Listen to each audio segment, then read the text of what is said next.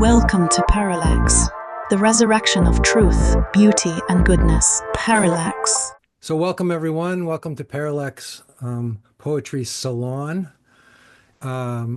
We have my good friend Fiverr here tonight to read her poetry.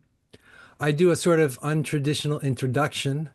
You can find out about Fiverr in the in the links when we put up the podcast. But I usually read a poem by a great poet or something just randomly that comes up, and I read a poem to introduce the poet.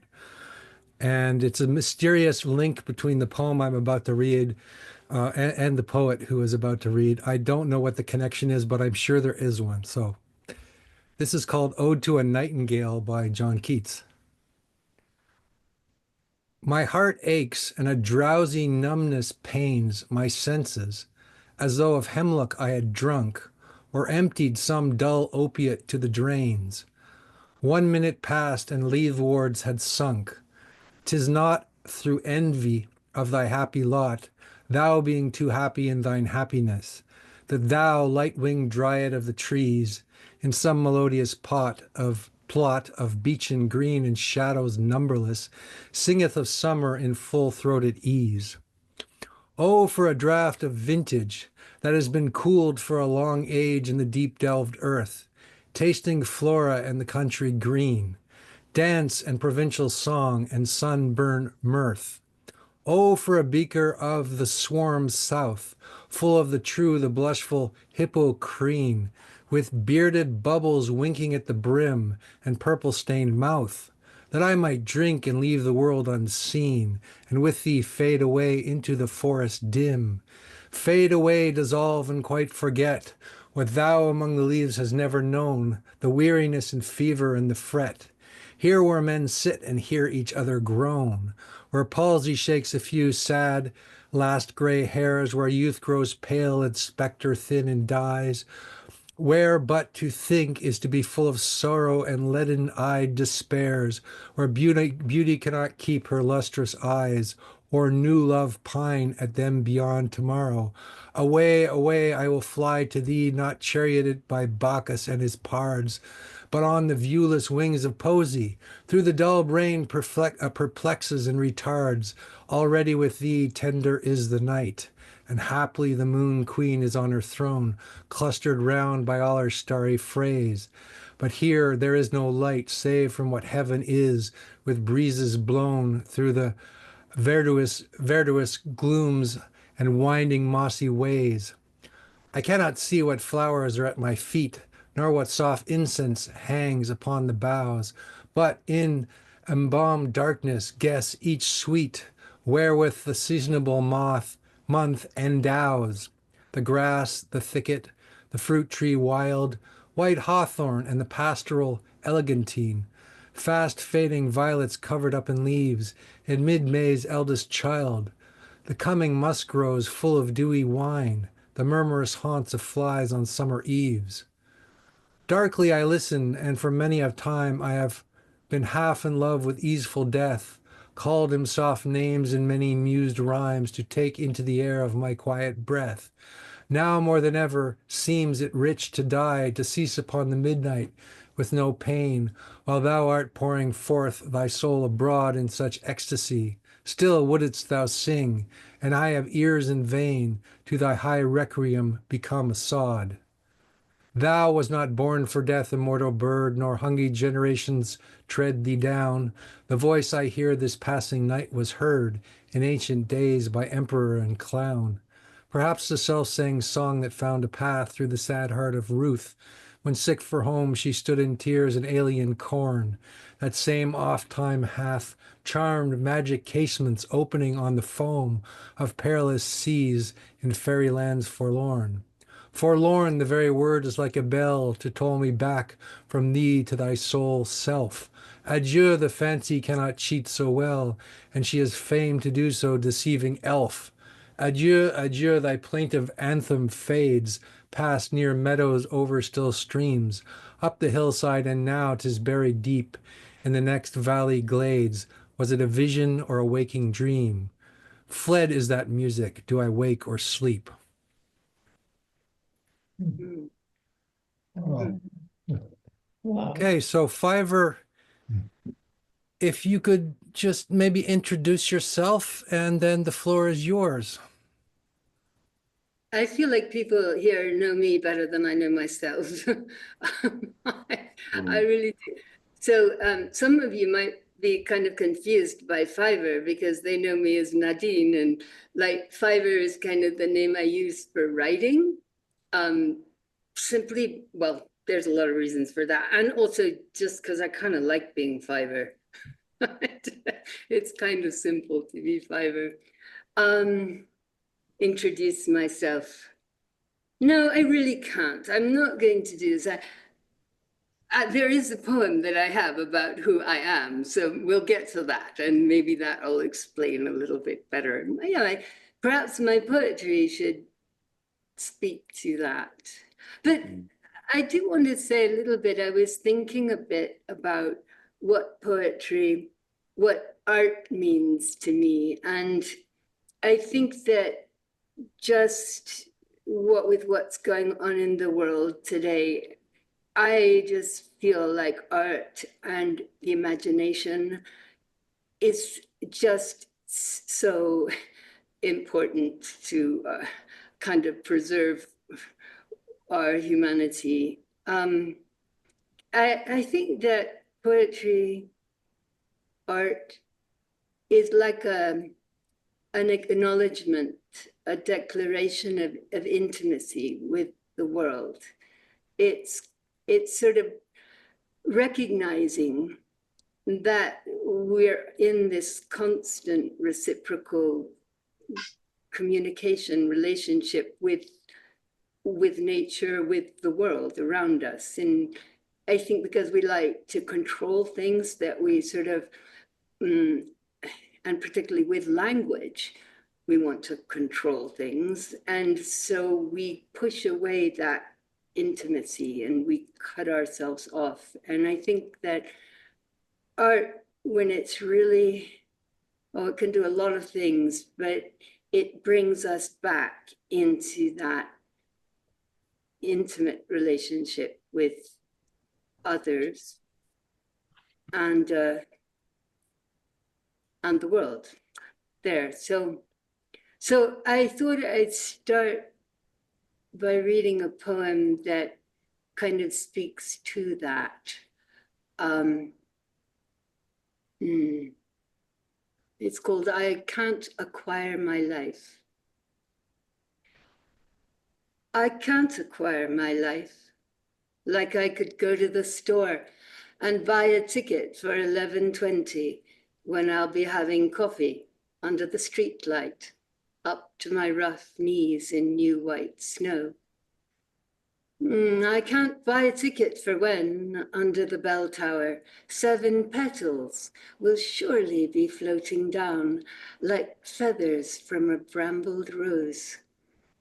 I can't acquire my life, write tickets to the show, only if I'm quiet, very still. Life appears like feathery petals from a brambled rose, falling, falling on soft white snow.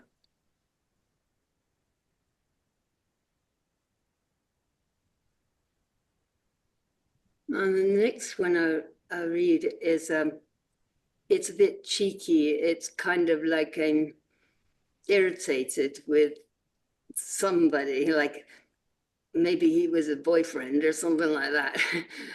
But it's really a lot written to me, to myself. It's called What Matters.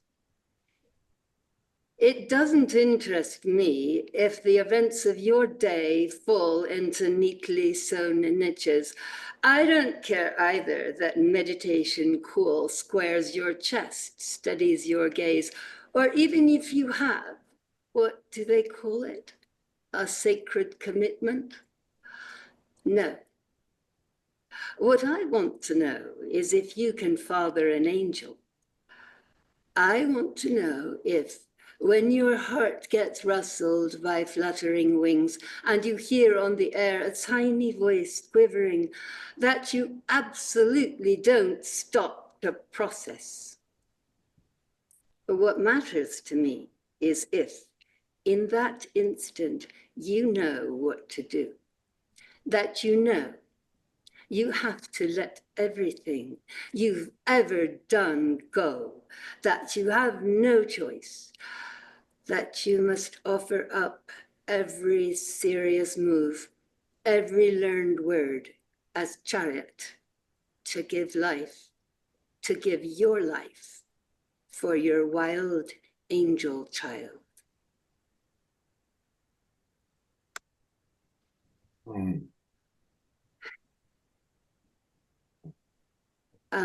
So then I thought I'd read you a few poems. Just maybe I've written them like a few years ago, but they're about the times we're living in. And the times we're living in upset me a lot, deeply. The cruelty that I feel is kind of been ennobled in some way. It hurts the very core of me. So here's some. This is called, well, it's just a haiku, really. These days, you don't see ivory white or just barely pink roses climbing the south wall. Because for now, pale, fragile things, they're hiding.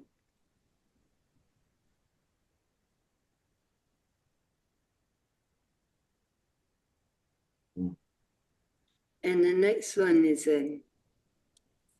I think I was at a conference, kind of like with a whole bunch of financial types, and I was at the end, like Sunday evening, and everybody, I think some really, I don't know, smart economist was talking about, well, money. It's called private equity. And I think here it's kind of like an impression. It probably doesn't make too much sense, but perhaps you'll pick up on the impression. The mannequins hear the bell call after hours. They walk out windows into the dark, sullen street. The mannequins march, mechanical, faceless, into the great hall. They wait for permission. The speaker ascends, the gavel falls, and red pulsating lights rotate slow inside skinless ceramic cavities. Feed your want, he says, and the mannequins hinge forward, yearning, craving to have, to possess the only thing a heartless can want. They all want it, to possess, and they take. They have taken it all.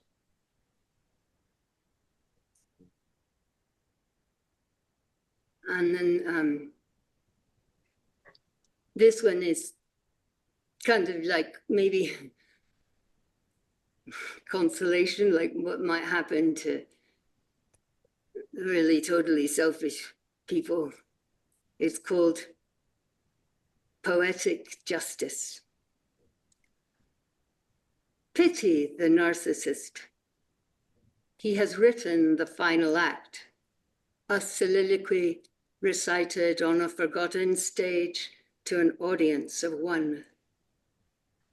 The disheveled critic, mezzanine, row 5, number 9, keeps time. It's a prepaid gig in hard cash from the client's coffer. Bell sounds, critic gathers his notepad and belongings, exits left. The narcissist dies alone. His coffer has been waiting, a cold void in the wings. Terror, a wide-eyed gasp, the last deposit. And suddenly, time's up. The curtain thuds to the floor. And then I think that I better get a little bit more positive in what I'm sharing with you. You don't have to. You don't have to. Just keep on going. Well, I was kind of worried that my poetry wasn't dark enough. Like, it seems that goes down really. No, keep on going. It's just online. There's silence. So, but it's okay. Just keep on going. Okay. Beautiful. I don't know. This is really sort of a personal thing, and I'm not quite sure. Maybe it's sort of that feeling we might have of never enough, never good enough, called open. I want to be open, completely open to all the colors on the water, from troubled ones to mists that drift away, from still deep lakes to the colors on rocks, to the silver of condors' wings and stars in the dark. I want to be open to the colors of people, to their eyes, to what they say, to what they see, the things that cut lines across and into them, and to read the words, to read their words. I want to be open to the hard things, like when I reach with my arms and my whole heart, aching, so terribly longing to hold her broken pieces together. But I can't, and they shattered. Can I be open to the things I did not do right? I didn't do them right.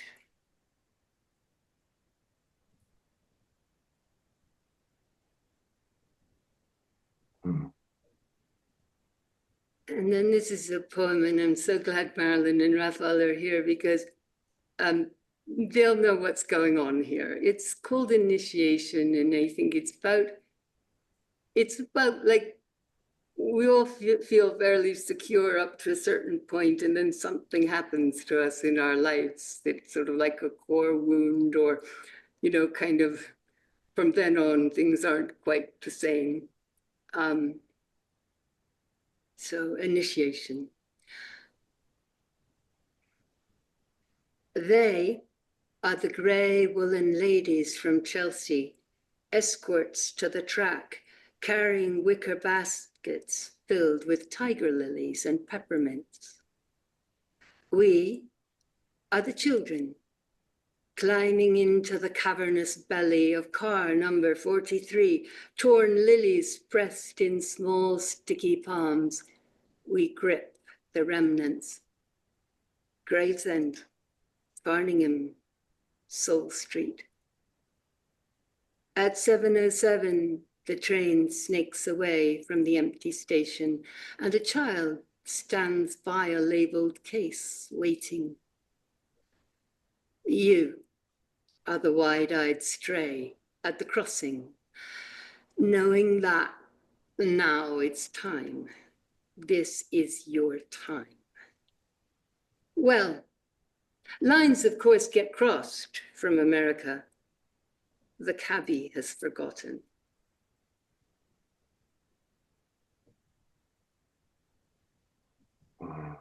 Mm. And I guess that's kind of might not make sense, but I just hope, my hope would be kind of like an impression that one might get and be able to relate to in some way. Piper, could I ask, Yeah. would you mind reading that one again? I want to sink into that one more time, if you wouldn't Yeah. mind. Yeah, do you want, Andrew, is that okay? Is he allowed to ask that? I was even thinking the same thing. So yes. Okay. They are the grey woolen ladies from Chelsea, escorts to the tracks, carrying wicker baskets filled with tiger lilies and peppermints. We are the children climbing into the cavernous belly of car number 43, torn lilies pressed in small sticky palms. We grip the remnants. Gravesend, Farningham, Saul Street. At 7:07, the train snakes away from the empty station, and a child stands by a labeled case, waiting. You are the wide-eyed stray at the crossing, knowing that now it's time. This is your time. Well, lines, of course, get crossed from America. The cabbie has forgotten.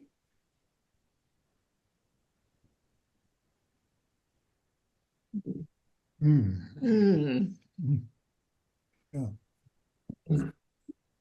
And my aunt and uncle are here today. They were at the other end, and they were always there at the station to pick me up. I just want to say that. Okay, the next one I want to read is, it's just a poem, a reminder to myself not to get dragged into what I call the jingle jangle, you know, the sort of transactional way of being. It's called Trust the Breath. You, Fiver, please, don't lock air in your chest in case you have to run away from someone, or push against dead weights in case you have to hit someone, or learn harsh words in case you have to diminish someone. Trust the breath. Like the eagle on the canyon wind, is free, is breath. Trust the breath and be ready to receive these words that have been given to you to be born. You help me trust enough to be breath now. So I guess that's kind of like a prayer almost, isn't it? It's like, and I think that has to do with what that thing of being in this sort of reciprocal relationship with what's around me, with what's around us. It's just so easy to forget that, and life can kind of go by.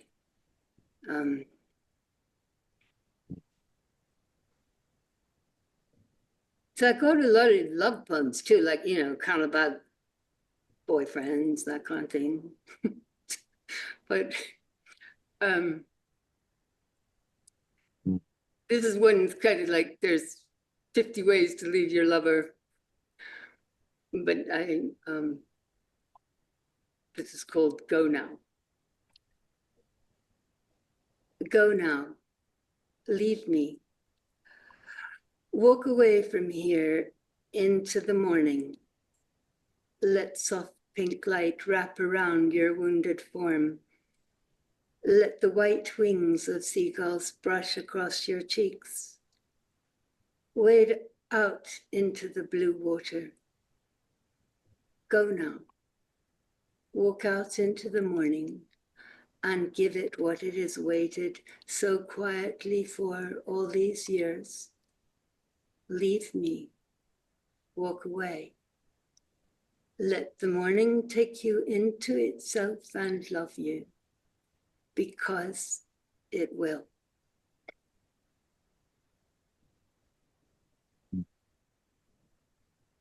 Let's take a break.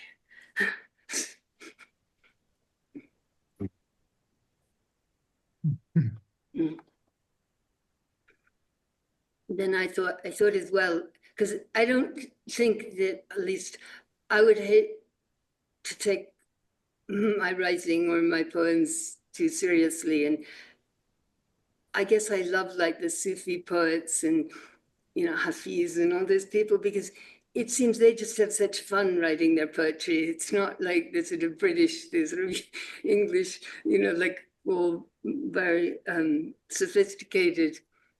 And sometimes I just love the humor. And so this is called The Idea. The idea, the one I had the night before, was to pack a modest bag with such essential things I needed. Water, a copy of my calling, biscuits, jam, blankets, hats, and the Baghdad Vita, and a small headlamp. And I was off whistling, but halfway down the road, I fell into a ditch and was totally stuck. Until suddenly I remembered that I had forgotten to feed the Cornish cat. So I dropped the bag, ran urgently back, and saw his worried little face. I spent the day tending to things. I opened shutters and rusted doors. Later, you dropped in for tea.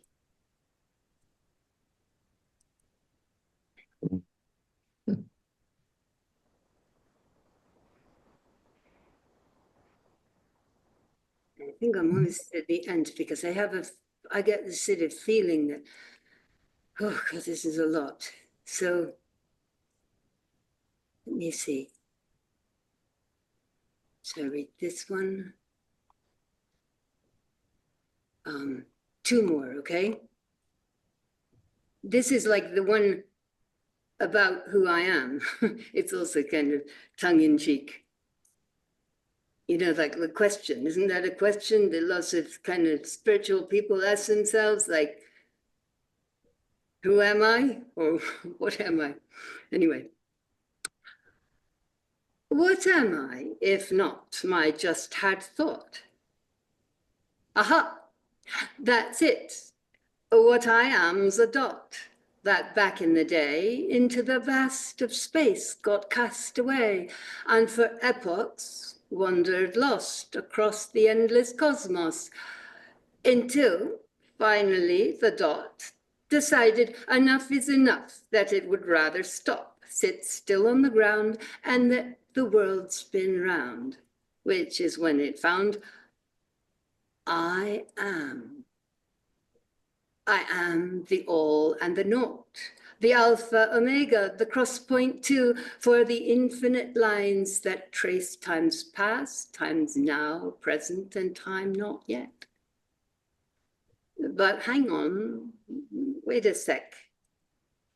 If I am that, who's it then done thunk up this merry dancing thought, this joyful laughing dot? So it's kind of like, sort of like saying like I'm everything, and yet still there's this consciousness inside my head that is thinking all this up. So kind of like, so I guess I didn't get very far answering the question. And so just to finish off, because it is kind of like a living in the times we're in is sort of hard. This is sort of a positive, fun poem. It's called The Coffee Machine. Evidently, the coffee machine that worked for so many years at the corner bake shop stopped and broke in the early hours. I saw it. I was walking by and saw it, how the owner had ripped its plug from the wall and threw it out on the street, dismembered, naked, and dying. Yes, dying. So come, my friends, we must wake up. We have to stop whatever we are doing and gather together in the street. We must bend down very low, spread out the softest blanket, and very tenderly pick up the disparate parts. We have to take the coffee machine all the way to Africa, because it wants to see 1,000 diamond stars dancing across the night sky just once before it dies.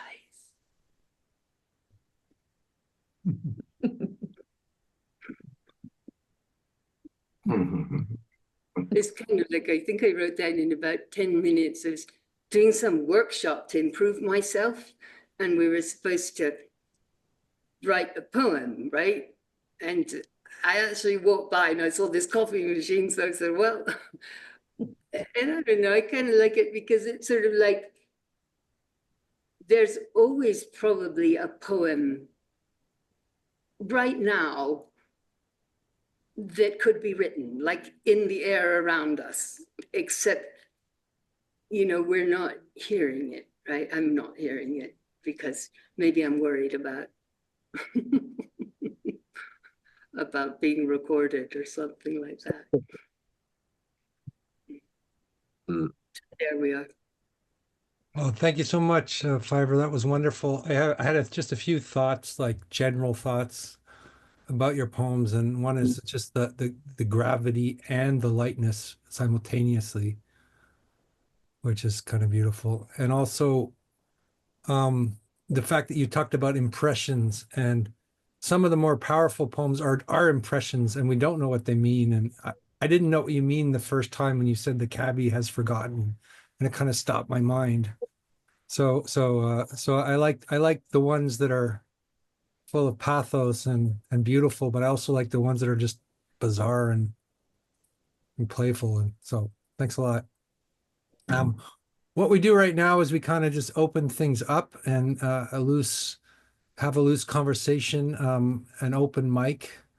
Open mic just means you're open to, you know, speak into your microphone and respond to what you just heard and ask questions, or, you know, kind of anything goes. So Hi, I just wanted to say hi, Fiverr. I am so just thrilled that I had the opportunity to step away from where I was to just have this bit of joy. As you know, I'm a fan of your writing, and this just resonates even more so. I don't know what happens after these readings. I don't know if there's a place to find the poetry. I don't know if you're going to think of publishing. I highly recommend you think of that. And if nothing else, just to share with this group. But thank you for that. And even the words that you said at the end about there are poems all around us that maybe are expected to be written and we just don't hear them or notice it or take the time to be there. And that just meant a lot. So thank you again for sharing you. This was wonderful. Thank you. well, there's one more thing I wanted to say, is I like the way you narrate your own poems. So I like the way you write a poem and then you introduce your poem, and that almost feels like it folds into the poem, or it blends into the poem. And, you know, often people just read their poems without any introduction, and that's interesting as well. But the way you introduce them is also kind of poetic. So that's cool, I thought. Yeah. Well, thank you, Karen. It's really great to have you here. Thank you so much for coming. Yeah, it's this funny thing about sharing one's poetry. I guess I do want my poetry to be understood. I mean, when you're writing something, I do think we write to kind of share. Yeah, I think it's like, how close can you get to, I mean, the way I feel that art and kind of poetry or language should really be is that there is sort of the soul, or whatever, the diamond that doesn't really have language, that sees maybe in images, and the images, if we can give birth to that, whether it's through dance or whether it's through poetry or painting or whatever it is. And it is sort of like an impression. And when that impression can get communicated in and understood between, you know, people, that's kind of like when, you know, when it sort of works. It's funny, Fiverr, because one of the things I noticed is like just closing my eyes and listening to your poetry. There was so many images, right? And almost like I noticed that with many of them, you know, like the teacup and like the microwave and then underneath the stars, like I noticed they just showed up, and I could feel somehow the relationship between them happen, right? But like that your poetry just evoked like visual images. I could see them, right? And is like what Andrew said, the relation between weren't obvious, yet they spoke to each other in some way I could feel and be moved by. So I really appreciated that. The other thing too was one of the things really impacted me was it was the poem about, I think you talked about like, you know, being fucked up about yourself. That one. What I noticed is I had this really interesting experience is like, you know, you went through that poem and I just got this sense like we all could put ourselves right.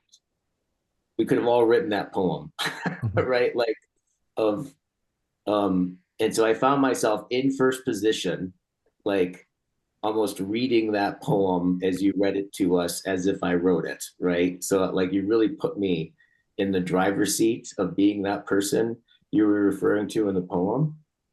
And then you ended it, right, with, I think it was something like, yeah, you didn't do it or you didn't measure up. And then you paused and you didn't say anything. And you just looked up and smiled. And I think the pause was probably, I don't know, 5, 6, 7 seconds. And there was, that little pause said so much to me, or so much happened for me in that pause. Like, it was like I was confronted with, yeah, I didn't measure up. And when you didn't resolve that, something bigger, like something more about it not being resolved, somehow, I don't know what it was, something else, something about it I'll never be that thing that I want to be, right? And that, can I be with that? Something like that. But that being was bigger than being the person I think I need to be, or something like that. Just that pause, so much happened for me in that, and I felt like that pause was like as much, probably one of the best words of the poem. The silence afterwards. Yeah. Well, we've talked about this before, Guy, and I think that's the same in sort of circling, is that it's those silences when like Heidegger's clearing opens up, you know, it's not actually in the words, it's kind of in the spaces between the words. And I realize that's been such a big part of my life. I mean, I think that like with flamenco and dance and that kind of thing, it's the rhythm and there's so many silences between what is said. Instead of our world now, I mean, if you listen to it, it's just constant. And I think it's kind of like we can just grab and escape that silence so easily. And it's so almost addictive to do that, to not really put ourselves in that clearing, because there's something uncomfortable about it. There's something, oh my God, I'm not in control here, right? And oh, there's something else that came up as you were speaking, because I'm just very taken by this whole thing of language. And I think I've talked to Andrew, and sometimes I just look up and I say, what are we all talking about? Like, why is everybody talking? And the idea that language actually started as music, and Seth is totally into this too, is that it was that language started as dance and as song, as communication. And somehow we've sort of gotten away from that, and that even everyday language should have a musicality and to it. And I guess that's what I fear so much, is getting lost with AI and all this, sort of, when I listen and I'm communicating with a machine, or it feels kind of like this metallic taste. It leaves me with this metallic taste in my mouth. There's no musicality. There's no rhythm. And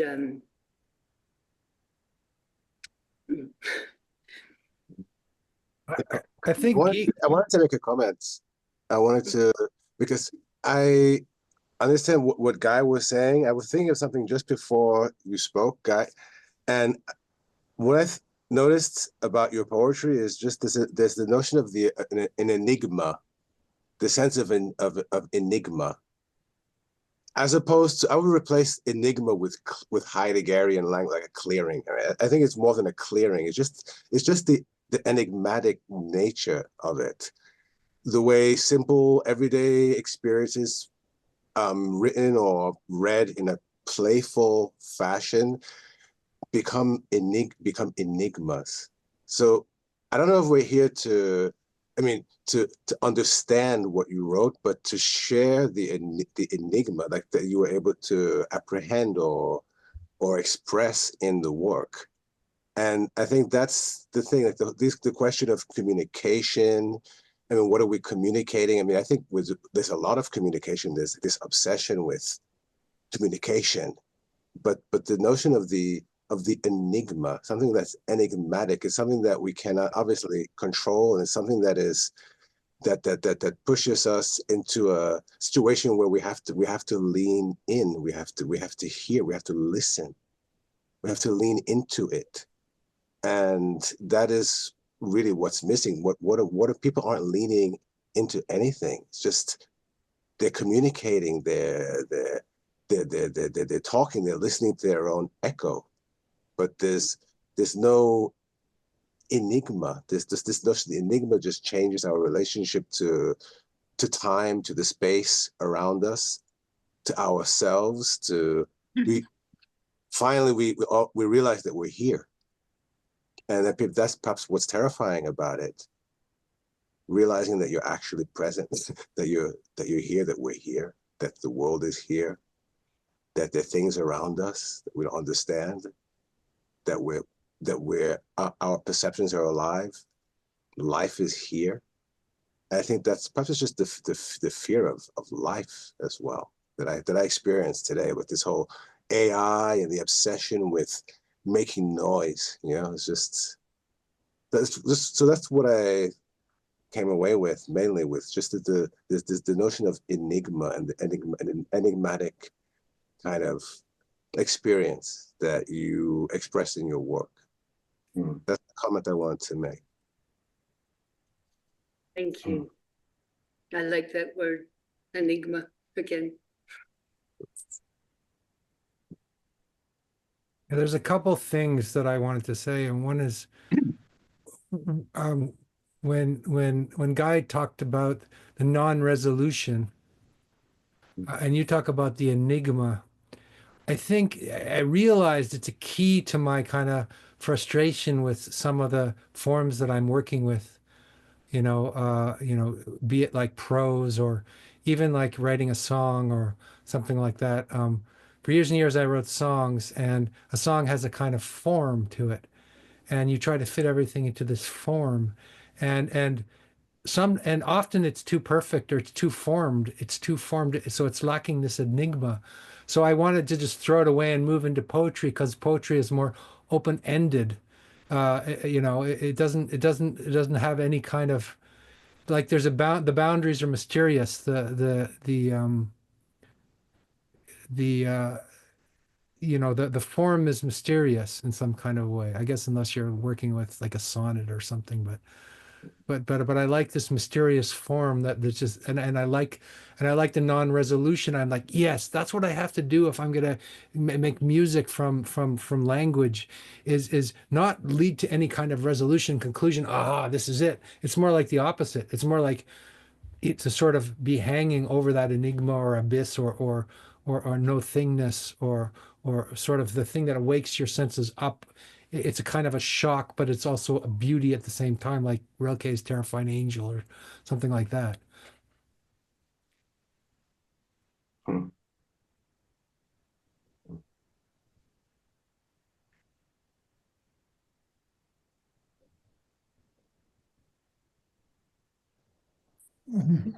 Well, it's all very thought-provoking.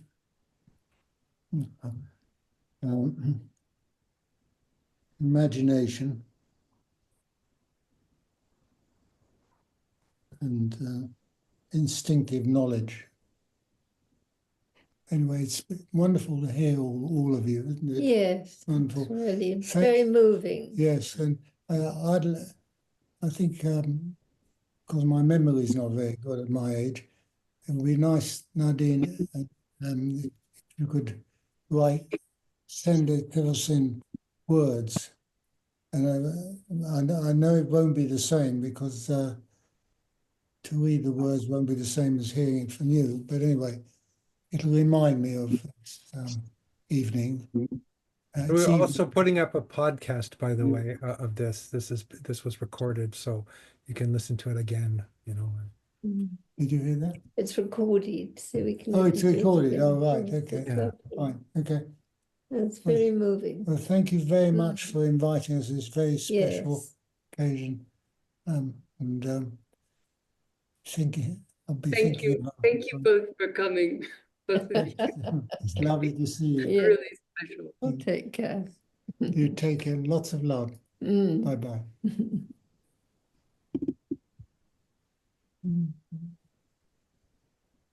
I'll chime in.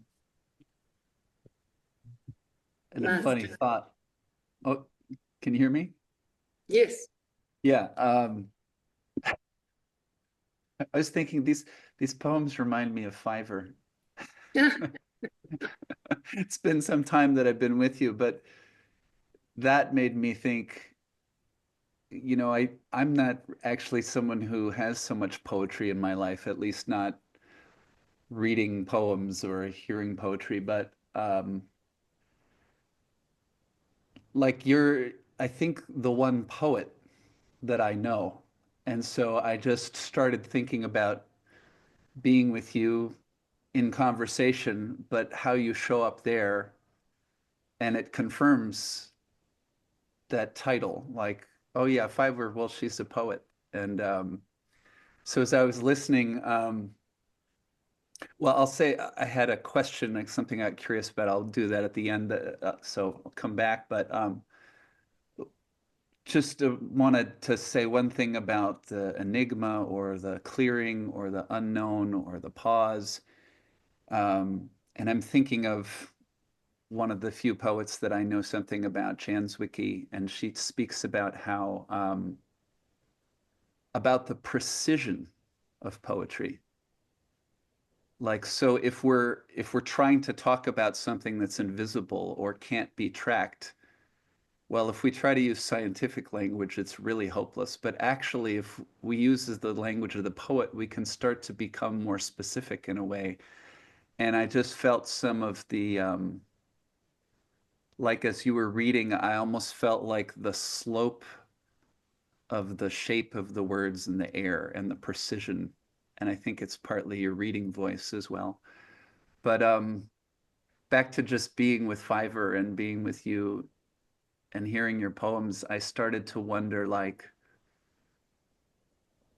how do you, or you mentioned the poem in the air that you can hear, but there was also the coffee machine on the street and the poem that you saw. And I just, I wanted to ask you about how you see the world through your poet's eyes before the poem is written, like how the poem is born and some act of perception, perhaps, and maybe it goes in and you add other spices. But I just got really curious about what the world looks like when you walk down the street. Huh. Well, you know, I was thinking about that too, because it's like, I think that writing is a little bit a battle with language as well, against language, even though you're using language. At least for me it is, because it's more about being in a space and kind of being receptive and having faith that there is a poem there. I just have to hear it, and I have to understand, like, I don't want to write a poem like Rilke's poem, you know, like, or be as good as that person, or a good poet or something, or whatever. Otherwise, the words don't, the images don't come. They only come when, I mean, the first poem, I think I'd spent the day, I was in Chicago, I'd spent the day in Starbucks writing some blog that I was writing, and it was snowing outside, and it's this much I came out, and it's snowing outside, and there was the snow, and that was it. That was the poem. The poem was there. I had no control over it, right? I didn't sit down to write a poem. And I don't know, I just think it's, I don't know about other people. When I write, I get in my way, in my own way the whole time, by trying. There's this sort of trying and not trying, is listening to the angel, listening to the voice, not like, and maybe sometimes they don't come, I don't know, you know? Which is sort of scary. I'm thinking about the battle it's the battle against, you said the word battle, and what is the battle of poetry? And I think it's the battle against mechanical thinking. It's against cliche. It's against every sort of verbal formulation that steals your soul in some kind of a way. So if you have a poetic impulse, you want to, there is a violence in it. There's like, you want to tear away that sort of dross or that cliche or that thing, because you realize that the things that people say a lot of the time are just mantras that are putting them to sleep, and they're losing their soul. So the poem is sort of there to wake up your soul on a very unconscious level or deep level, or but it is a battle. I think that's right. I think it's a battle. You like that battle against the cliche. Yeah. It's kind of, you start a sentence and you got this original thing, and then suddenly language steals it away, and you end up writing the end of the sentence, typically. And you end up sort of saying something that is just totally unoriginal, and yeah.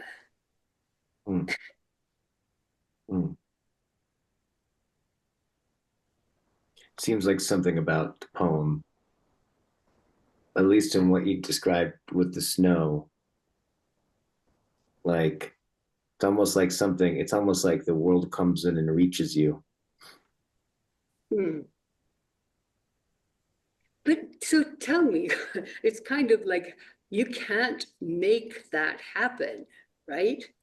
It's like, okay, so we're all talking about it now, but actually well, there are practices, etc. But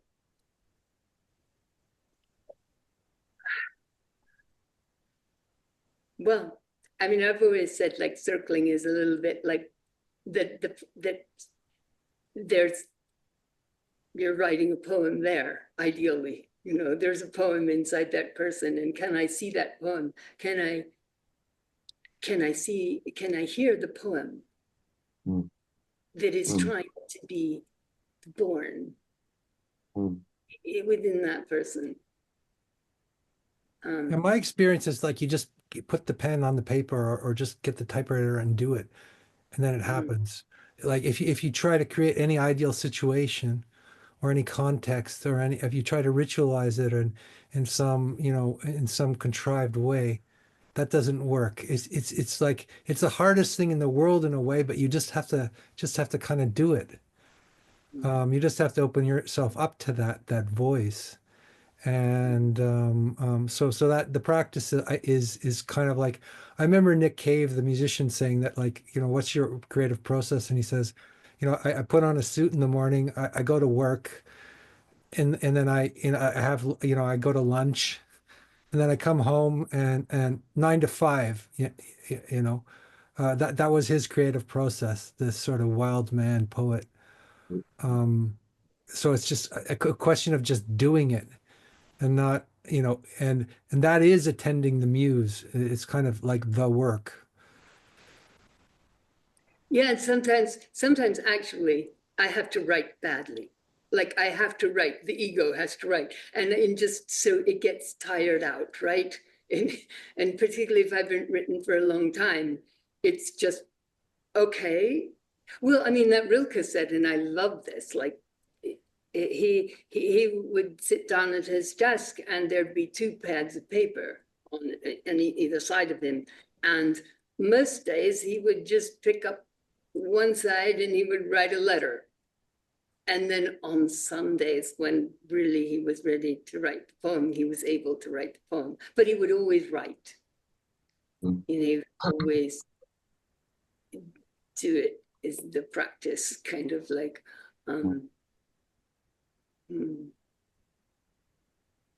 Yeah.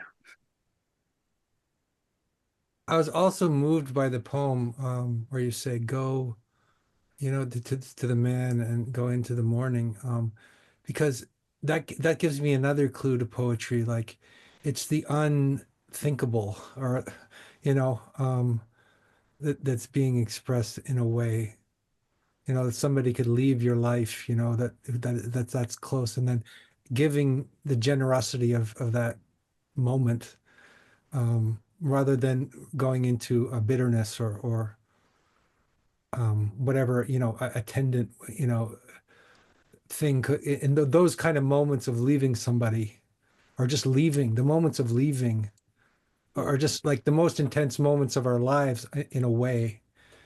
And that you could honor that with a poem like that. I thought that was, you know, quite something. I think that poem again could be to myself.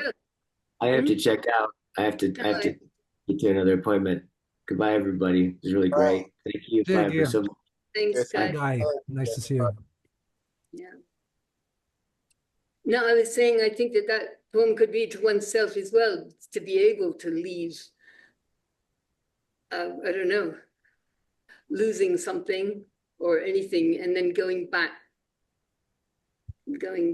to, you know, knowing that one is actually held in the world, that there is something else holding, bigger, that is holding us.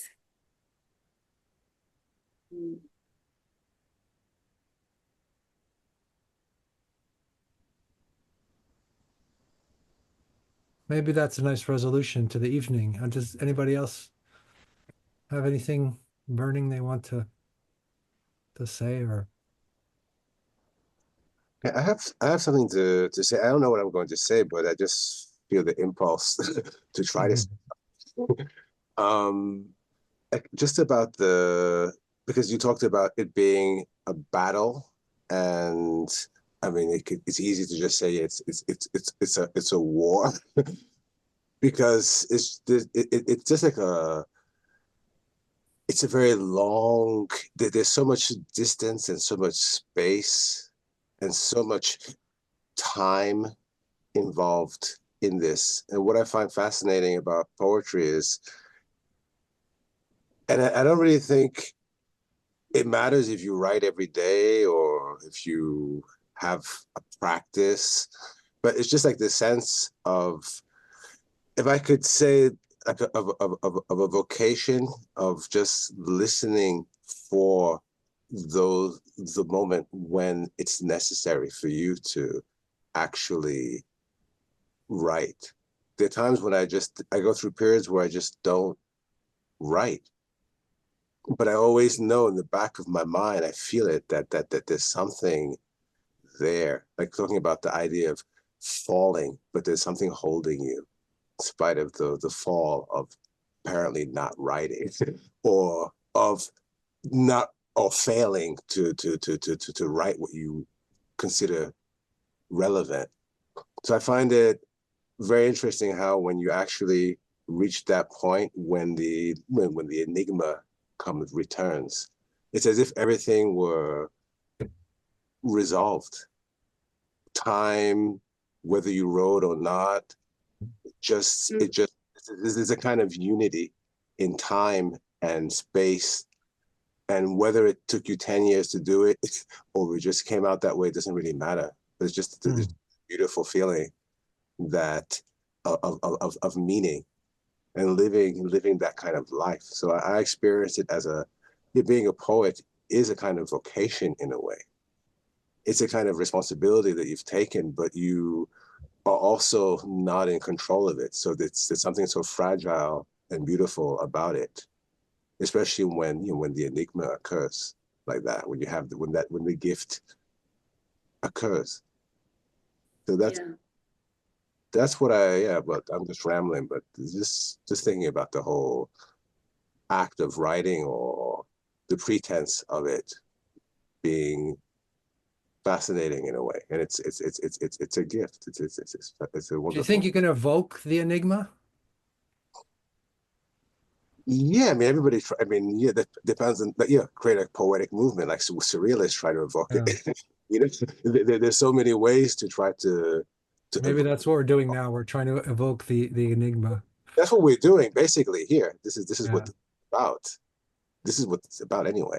But there are a lot of ways of trying to evoke it if it's necessary. And at the period that we're living in today, it's very, very necessary. Those are the conversations we've been having over the years with you, Andrew. Anyway, it's like this whole what the fuck's going on? It's like what's going on? It's like how do you approach this? Like from what angle? Like let's just think in terms of like warfare. Like what angle of attack in the middle of this mess can we take to bring back the will to even imagine things, because there's a kind of avalanche of communication. We're being buried. Yes.